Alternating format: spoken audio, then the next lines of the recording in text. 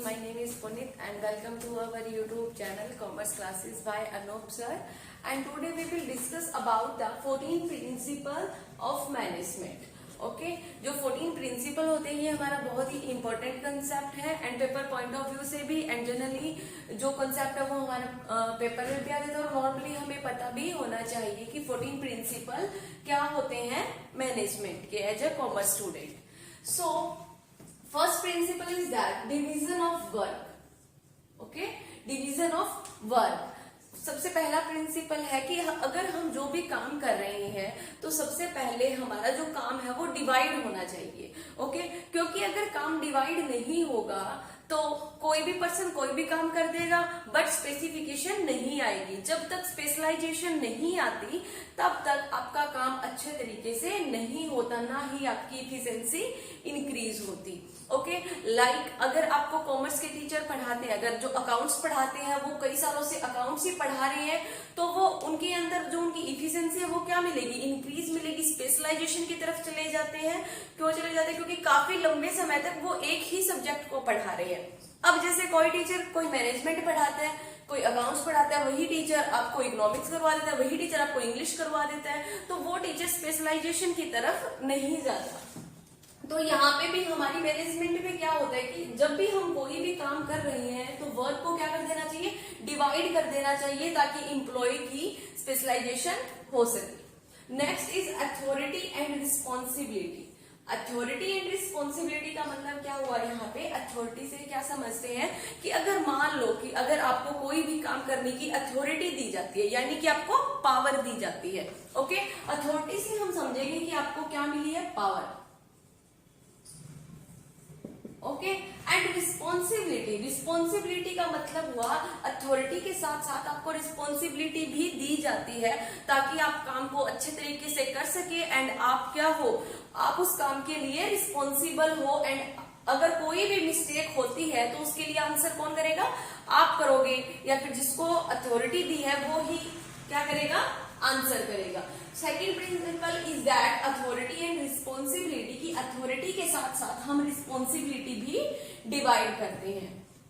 Next is discipline. Discipline तो आपको पता ही होगा सभी को. डिसिप्लिन कैसे कि अगर मान लो मैनेजमेंट में या फिर कोई भी कंपनी है उसके अंदर जो इम्प्लॉयज है वो काम कर रहे हैं, अगर एक वेल डिसिप्लिन के अंदर काम करते हैं, सम रूल एंड रेगुलेशन होते हैं एंड उन्हीं के अकॉर्डिंग अगर काम करेंगे तो हमारा काम अच्छे तरीके से होगा, हमारी कम्युनिकेशन स्किल भी अच्छी होगी एंड वेल डिसिप्लिन में हमारी ऑर्गेनाइजेशन को काउंट किया जाएगा. ओके, लाइक स्कूलों में भी हमें रखते हैं ना फुल ऑफ डिसिप्लिन में. Next is unity of command. Unity of command का क्या मतलब हुआ? यूनिटी ऑफ कमांड का मतलब हुआ कि एक ही पर्सन आपको कमांड दे. अब जैसे डिफरेंट पर्सन अगर आपको कमांड देंगे तो आप काम को अच्छे तरीके से नहीं कर पाओगे. जो आपका सबऑर्डिनेट है वो एक होना चाहिए एंड एक सबऑर्डिनेट से एक ही आपको क्या मिलनी चाहिए, एडवाइस मिलनी चाहिए, या फिर जो भी काम आपको करना है वो एक ही सबऑर्डिनेट आपको क्या करेगा, कमांड करेगा, तभी आप अच्छे से वर्क कर पाओगे. Next is unity of direction. अब यूनिटी ऑफ डायरेक्शन और यूनिटी ऑफ कमांड में कंफ्यूजन क्रिएट होता है. तो सबसे पहले अगर आपको ये तो समझ आएगा कि unity of command, unity of command का मतलब हुआ कि एक ही पर्सन आपको क्या दे रहा है, ऑर्डर दे रहा है. Okay, but unity of direction में क्या आएगा? यूनिटी ऑफ डायरेक्शन में आता है कि हम सब काम कर रहे हैं, जो हमारी फुल ऑफ मैनेजमेंट जो काम कर रही है वो सारी एक ही डायरेक्शन में काम कर रही है, सभी का एक ही गोल है. यानी कि किसी का भी इंडिविजुअल गोल नहीं होना चाहिए. मान लो कि मैनेजमेंट, मान लो कि ओनर चाहता है कि प्रॉफिट अर्न हो एंड एम्प्लॉय चाहते हैं कि हम तो सोशल वेलफेयर के लिए वर्क कर रहे हैं, तो कंफ्लिक्ट हो जाता है. ऑब्जेक्टिव क्या रहना चाहिए, सेम रहना चाहिए, गोल सेम रहना चाहिए. तो वो क्या होते हैं, हमारी डायरेक्शन होती है कि हम किस डायरेक्शन में काम कर रहे हैं. ओके, अगर हमें प्रॉफिट चाहिए तो सभी प्रॉफिट की डायरेक्शन में काम कर रहे हैं. हम सेल इंक्रीज करनी है तो सभी हम सेल इंक्रीज करने के लिए काम कर रहे हैं. ये होती है हमारी unity of direction. Next is subordinate of individual interest with general interest. इसका क्या मतलब हुआ कि जो सबऑर्डिनेट का जो इंडिविजुअल का इंटरेस्ट होता है, अभी सबऑर्डिनेट क्या चाहता है, सबॉर्डिनेट चाहता है कि जो उसकी जो सैलरी है वो इंक्रीज हो। ओके, एंड अगर हम जनरल इंटरेस्ट की बात करें तो जो ओनर है जो कंपनी के, वो क्या चाहते हैं कि हमारा प्रॉफिट मैक्सिमाइजेशन होना चाहिए। अब यहाँ पे क्या हो रहा है, दोनों की नीड फुलफिल हो रही है। अब एक ओनर चाहता है कि उसका प्रॉफिट मैक्सिमाइजेशन होना चाहिए। अब प्रॉफिट मैक्सिमाइजेशन कब होगा, जब सबॉर्डिनेट, सुपीरियर, वर्कर सभी अच्छे से काम करेंगे तभी होगा। ओके, सो जो काम कर रहा है अभी यहाँ पे सबॉर्डिनेट अच्छे से काम करेगा तो कंपनी क्या करेगी, ग्रोथ ज्यादा करेगी। ग्रोथ ज्यादा करेगी तो प्रॉफिट मैक्सिमम होगा। प्रॉफिट मैक्सिमम होगा तो सबॉर्डिनेट की भी सैलरी इंक्रीज होगी। तो इसी को हम बोलते हैं subordinate of individual interest with general interest. Okay, next point is that remuneration of person. Remuneration of person में हम क्या इंक्लूड करेंगे, रेम्युनरेशन ऑफ पर्सन में हम इंक्लूड करते हैं कि जो भी हम सैलरी दे रहे हैं एम्प्लॉयज को वो हमारा इक्विटेबल होना चाहिए, यानी कि सभी को समान सैलरी दी जानी चाहिए and proper according to work हमें उनको सैलरी प्रोवाइड टाइमली करवानी चाहिए। ओके, तो ये हो गए आपके 7 प्रिंसिपल्स ऑफ मैनेजमेंट। एंड अभी हम नेक्स्ट करते हैं 8th आता है अभी सेंट्रलाइजेशन एंड डिसेंट्रलाइजेशन। सेंट्रलाइजेशन का मतलब क्या हुआ, सेंट्रलाइजेशन का मतलब हुआ कि जो पावर है वो किसी एक पर्सन की है। मान लो ओनर ओनली जो ओनर जो रूल एंड रेगुलेशन बना रहा है एंड पावर जो है वो ओनर के हाथ में है। पावर किसके हाथ में है, ओनर के हाथ में।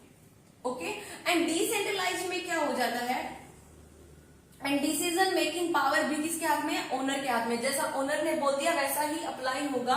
बट डिसेंट्रलाइजेशन में क्या होगा, ये हो जाएगा आपका सेंट्रलाइज में, एंड डिसेंट्रलाइज में क्या हो जाएगा, ओनर। ओके, ये ओनर हो गया। ओनर क्या कर देता है, फर्दर सब डिवाइड कर देता है पावर को। पावर जो भी बिजनेस यूनिट, अलग अलग जो डिपार्टमेंट होते हैं उनको क्या कर देता है, डिवाइड कर देता है। तो वो हो जाता है हमारा डिसेंट्रलाइजेशन। ओके, अब अगर बात करते हैं स्केलर चेन की, स्केलर चेन के अंदर इंक्लूड होता है कि हमारा टॉप मैनेजमेंट से लेके लो वर्कर्स तक जो कम्युनिकेशन, जो हम बोल सकते हैं यहाँ पे जो हमारी कम्युनिकेशन होती है top management to lower workers तक, वो आती है हमारी स्केलर चेन में। ओके, यानी कि अगर कोई वर्कर को अगर कोई प्रॉब्लम हो जाती है तो पहले वर्कर के साथ डील किया जाता है, देन सबॉर्डिनेट, ओके, देन फिर मैनेजर, देन सीईओ और ओनर तक ऐसे स्टेप बाय स्टेप प्रॉब्लम पहुंच जाती है। अभी हम बात करते हैं ऑर्डर की। ऑर्डर प्रिंसिपल में हम क्या इंक्लूड करेंगे कि जो भी हम वर्क कर रहे हैं वो एक सीक्वेंस वाइज ऑर्डर में होना चाहिए, ताकि हमारे जो ऑर्गेनाइजेशन का जो इन्वायरमेंट है वो पॉजिटिव रहे और अच्छे से वर्कर काम कर सके। Next is equity. जो भी वर्कर काम कर रहे हैं उनको इक्वल राइट है एंड इक्विटी उनको सैलरी प्रोवाइड कर रहे हैं एंड सभी के साथ हमारा क्या रहता है, इक्वल बिहेव रहता है। नेक्स्ट इज स्टेबिलिटी प्रिंसिपल के अकॉर्डिंग क्या है कि जो भी एम्प्लॉय है अगर वो हमारी ऑर्गेनाइजेशन में वर्क कर रहे हैं तो उनको स्टेबिलिटी प्रोवाइड की जानी चाहिए, क्योंकि अगर एम्प्लॉय को स्टेबिलिटी प्रोवाइड नहीं करवाएंगे, लाइक अगर मान लो कि एक डिपार्टमेंट अगर प्रोडक्शन डिपार्टमेंट में काम कर रहा है कोई भी वर्कर, कल को उसको सेलिंग डिपार्टमेंट में डाल देंगे, फिर उसको एडवर्टाइजमेंट डिपार्टमेंट में भेज देंगे, तो ऐसे क्या होगा कि स्टेबिलिटी नहीं बन पाएगी और जो भी स्पेशलाइजेशन है वो भी नहीं आ पाएगी।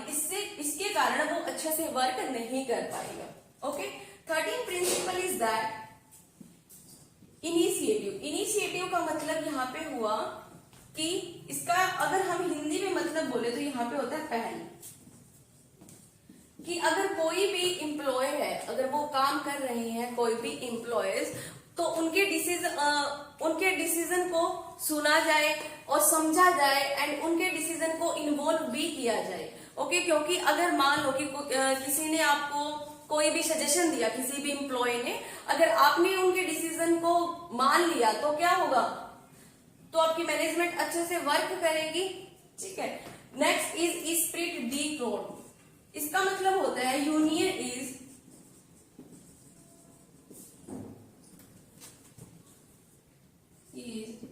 स्ट्रेंथ।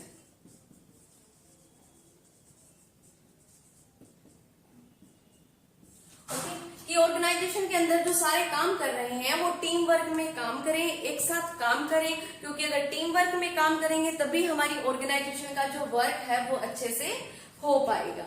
ओके, तो ये थे हमारे फ्यूल के 14 प्रिंसिपल ऑफ मैनेजमेंट। अगर आपको इनमें किसी में भी डाउट हो तो आप कमेंट करके पूछ सकते हैं। And like, share and subscribe my YouTube channel. Thank you everyone.